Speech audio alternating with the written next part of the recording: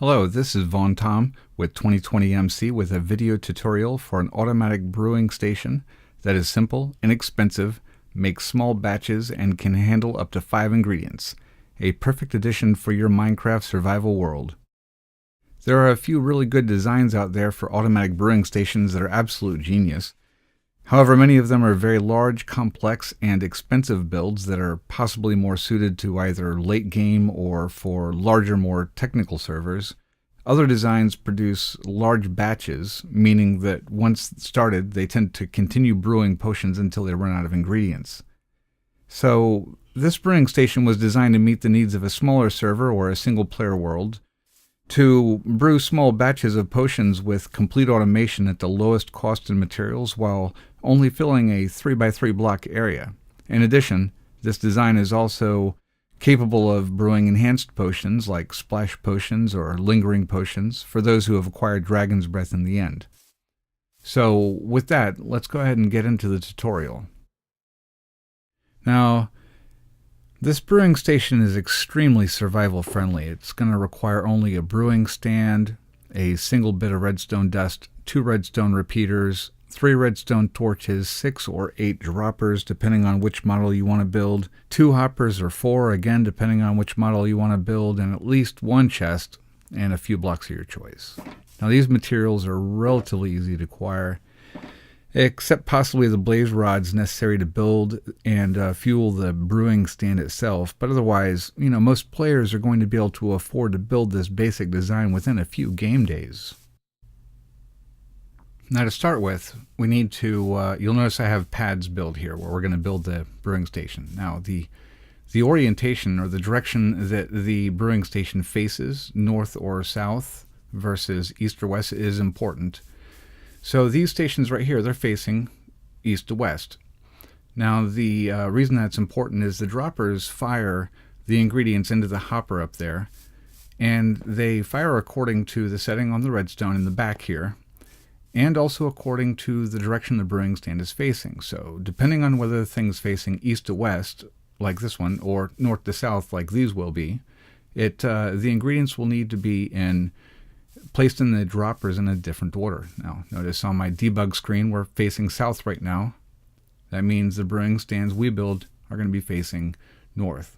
These ones right here, they're facing east.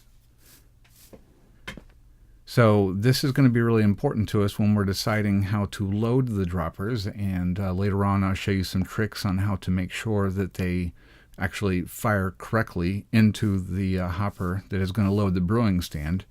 And that will help to ensure that when you build it in your world, you'll be able to load everything correctly. And the first thing we're going to do is set up our pads, just like these. 3x3, 1 block missing in the middle, 1 block missing on the right to the front. Very, very easy.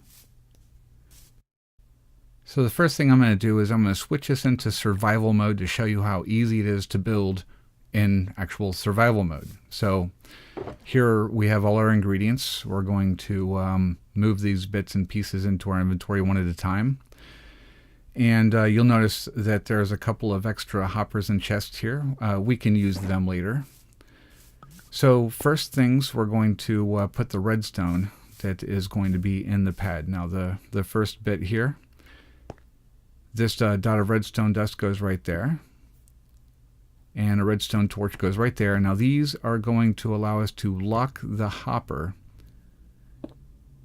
so that it will drain into this chest that we're placing right now.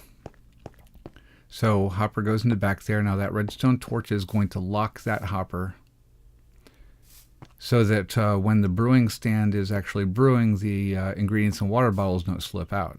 Now it's very important to put a wooden button right here because this is going to give us the appropriate pulse length to actually unload that hopper into our chest when the brewing is done. If you use a stone button right there, it will not work.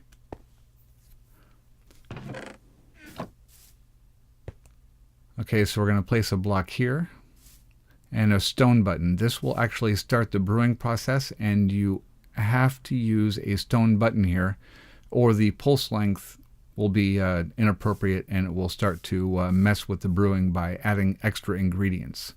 So remember, stone button on the left. Okay, we're going to place a couple of blocks here in the back and a couple of redstone repeaters. Now the second one here, we're going to change the setting to 3. Then I'm going to put a redstone torch here, and we're going to place blocks on top of them. Now we're going to place the droppers. Now the top row is going to be for the brewing ingredients. So we'll need one right there, one right there, and another one on this side. Now the next row, the lower row, is going to be where the water bottles go. So we'll place them underneath. Now the next step is to put the brewing stand in. It's going to go right there in the middle on top of this hopper. And a hopper on top to get all the ingredients and put them in the brewing stand. And we're done.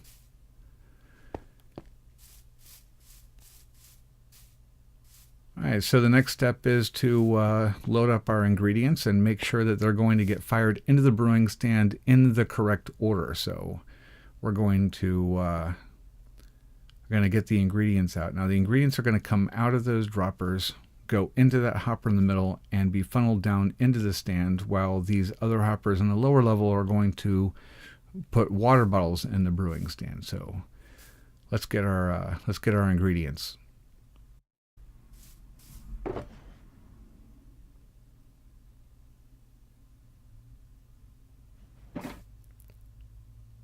Okay, so when it's facing north to south, the nether wart is usually going to go in the top back dropper right here.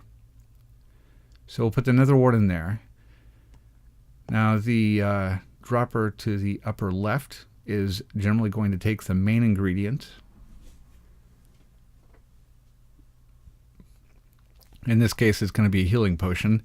And the next dropper is going to be where we place the glowstone dust, which in this case is going to turn it into a healing potion stage 2. So now we push the button to give it a little bit of a test, and there we go. Nether wart's in the brewing stand. And our ingredients are in the proper order in the hopper. So that went right. So now what we do is we unload these ingredients and put them back where they belong. And now what we're going to do is we are going to put our fuel in our brewing stand. And we're going to get some water bottles.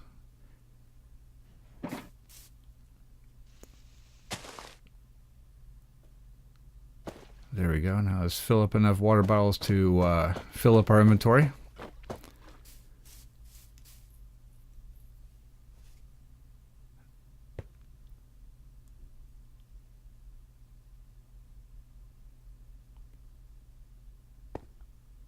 And it's ready to go. Let's go ahead and push the button and start brewing a batch.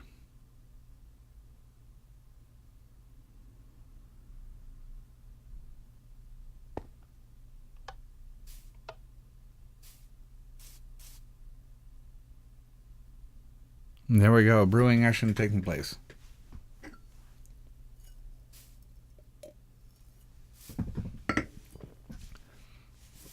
So while that's brewing up, what we're going to do is build the second one. The second one is going to be the 5 ingredient.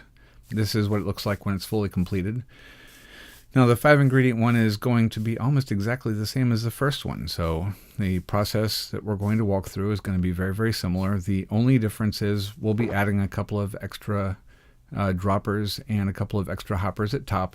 And that's where we're going to put the dragon's breath and the gunpowder to make splash potions and lingering splash potions. So let's get our ingredients out and we'll start the construction process. Now this time I'm going to bring in the extra hoppers and chests to increase the capacity of our water bottle droppers. And I'm going to move a little bit faster through the build. So let's place a block there. And right there, right there. Put some redstone torches. And there's our chest. And now we're going to place the hopper. And now let's put some blocks on top there.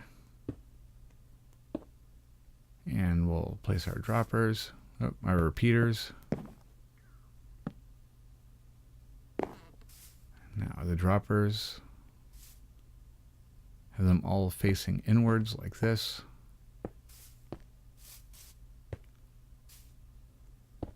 And now for the first row.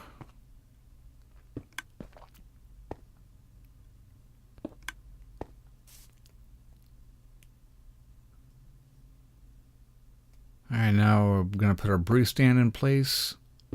Going to hop up on top of it. Now we're going to place that hopper on top. And now that we've done that, we place the dropper right here for the other ingredients. The last dropper right there. And there's our last two hoppers. Okay, now we climb down, and the process here is same as the other one. Wooden button on the right, stone button on the left.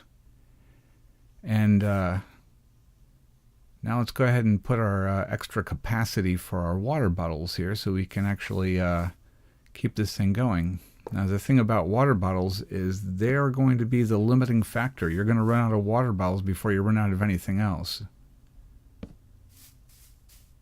Primarily because they don't stack and all your other ingredients will. Now this will increase your capacity for water bottles quite a bit, and it should work out pretty nice. So let's get our ingredients, and we'll get some extra water bottles this time. So for this one, placing the ingredients is going to be a little bit more complex, because we're working with two extra ingredients, gunpowder and dragon's breath. So the nether wart is going to go in the back. Now this is where it gets tricky. We're going to put the glowstone here, and the top one in the back is where our glistering watermelon is going to go for our healing potions. Now right here, we're going to put either the gunpowder or the dragon's breath. I always get this one confused, but we're going to test it. We're going to figure it out for sure. Okay, so it's all in there. We're going to push the button. We're going to see how these ingredients load up into our brewing stand and our hopper. So they've all fired in there. Now, let's see what happened. Okay, so we got nether wart in there. And we got the watermelon, we got the glowstone. Dragon's breath and gunpowder are in the wrong order. So we got to switch those two out real quick. There's the dragon's breath. Dragon's breath actually goes in here. I'll take the gunpowder out and put the gunpowder in here, and there we go. Now let's unload the thing and try one more time. There we go, and there's our nether wart. There's a watermelon, a glowstone. We got the gunpowder, the dragon's breath. It's all in the right order.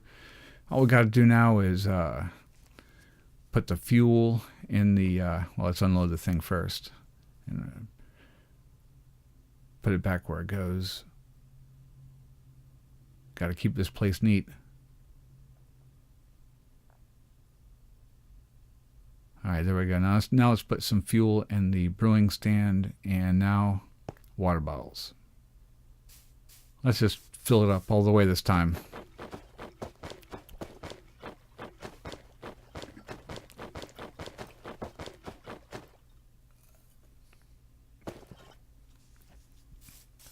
All right, here we go.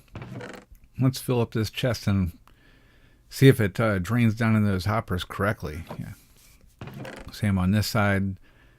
See, they'll keep these droppers all. I'll keep these droppers all full of water bottles so we can just walk over and push a button at any time. It's going to drop a potion for us. All right, there it goes. It's loaded up nicely. So let's go ahead and check our supplies here, and let's kick it off. Let's see what happens. So that's brewing. Let's see what happened over here. Okay, we got a brewing stand. It's full. Now, one thing you don't want to do is push this button while you've already got a brewing process started, while you still have potions in the stand, because it could start stacking up ingredients for you, which could cause a little bit of a problem here. So you want to make sure that you check what potions you got in there. Either take them directly off the stand or unload them into the chest before you push the start button again. Now, let's see what we got here. We got the watermelon coming in. Okay. So, as you can see, it's a fairly easy build. Now, if you want to keep your ingredients straight, you can actually put signs on the side, put the ingredients in the item frames, and that'll tell you where things go. Like, that got another water goes there, the bottles go there, watermelon goes there. And this unit right here would be like, say, dedicated to making stage 2 healing potions of lingering splash potions, right? So, yes, anytime you need them, you go there and you push that button, and that wouldn't be the regular drinking type, right? So, pretty easy, and very, very few materials. We're going to load up a creative world so I can show you, like, yeah, this is what you might do. Like, this is a base I did in a creative world. I'm just going to walk over here to where the wing is, where all the potion brewing stands are. We got pretty decorations everywhere. These are the 6 brewing stations. They're each dedicated to a certain type of potion, so it's like on demand, lingering regeneration potion. And of course that right there is a splash potion. So anytime you wanted any of them, you just come over here, you push the button, and there they go, it kicks it off for you. And we've already got 3 in the chest. So, 6 dedicated stations. Now, here's the utility room. This is where we go to load the ingredients, do the maintenance, fill the water bottles up, and this is always loaded up. There's always ingredients in there. You can restock them anytime you need. You got chests over there in the corner where you can store the extra ingredients. And you just go back there and fill the stuff up anytime you need to. So we go out here and you check on the potions, and there we go, potion of regeneration. And here comes the glowstone. So, in a survival context, you might have a room set up like this with a couple of different brewing stands, for the ones that you use the most in your world. So, anyway, this is what this is how you might use this particular brewing station in a survival context, built into your base. Alright, so that's it for this tutorial. I hope you enjoyed it, and if you did, please subscribe and like, and remember, you can find future videos coming out on this channel, and you may be able to see some videos in the future of some of our builds on Frilio's Patreon server, and a base tour of our own server. So, thank you very much, and have a great day.